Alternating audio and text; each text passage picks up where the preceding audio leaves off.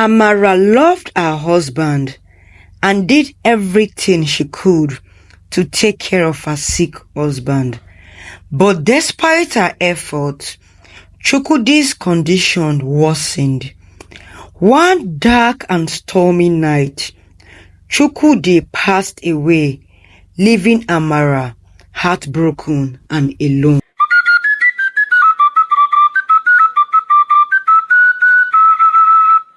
Once upon a time, in a small village called Umuaga, there lived a woman named Amara. Amara was kind-hearted and hardworking, known by everyone for a cheerful smile and gentle nature. She was married to a farmer named Chukwudi, and though they didn't have much, they were very happy. The only thing missing from their lives was a child, but Amara and Chukwudi never gave up hope.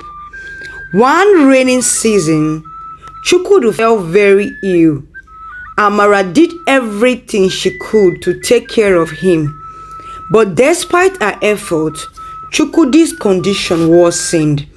The village healer tried all his remedies, but nothing seemed to work. One dark and stormy night, Chukwudi passed away, leaving Amara heartbroken and alone.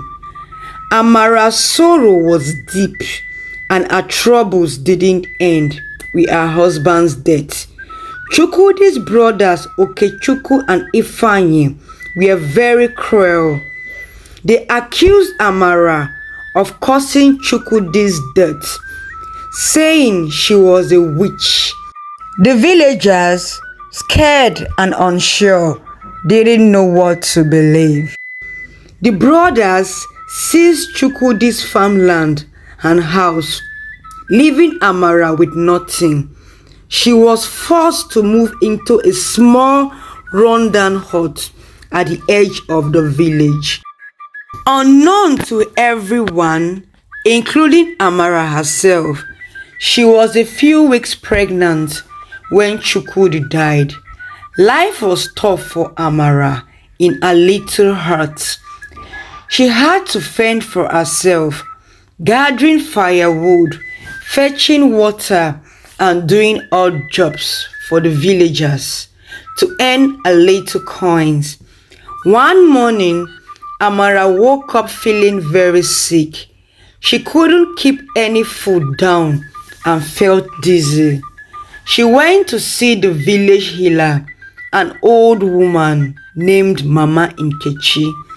After examining Amara, Mama Nkechi's eyes widened in surprise. "Amara, my child," she said gently, "you are going to have a baby." Amara was shocked. She couldn't believe what she was hearing.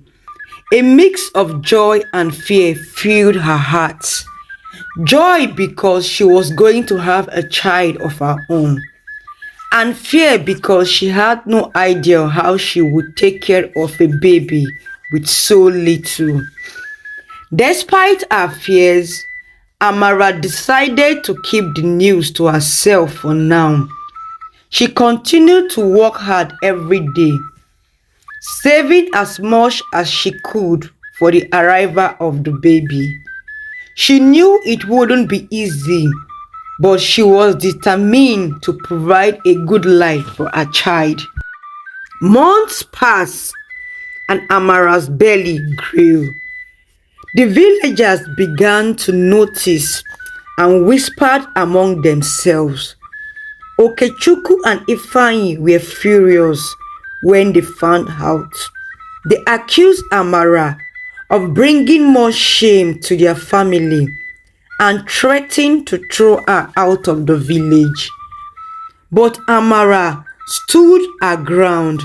She knew she had done nothing wrong and that her child was innocent.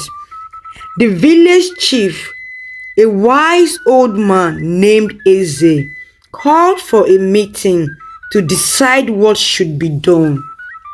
The entire village gathered under the big baobab tree where Eze sat on his stool, his cane in hand. He listened to everyone's complaints and accusations, and then he turned to Amara. Amara, he said, "Do you have anything to say in your defense?" Amara stood up, her head held high, despite the tears in her eyes. "Eze, my husband Chukwudi was a good man. He loved me and I loved him. I would never do anything to harm him. I am carrying his child, a part of him that will live on. All I ask is for a chance to raise our child in peace." The villagers murmured among themselves. Some felt pity for Amara, while others were still doubtful. Eze raised his hand for silence.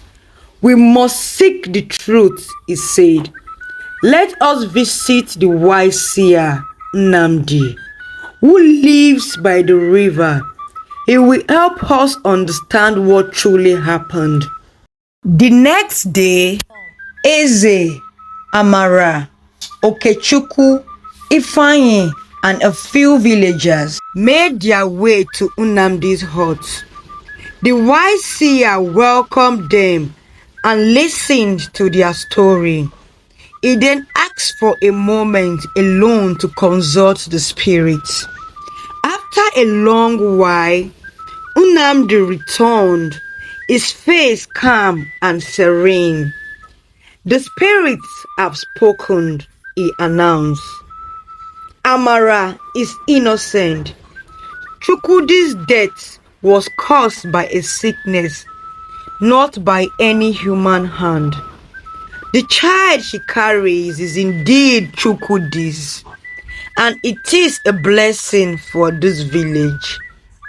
The villagers were amazed by Nnamdi's words.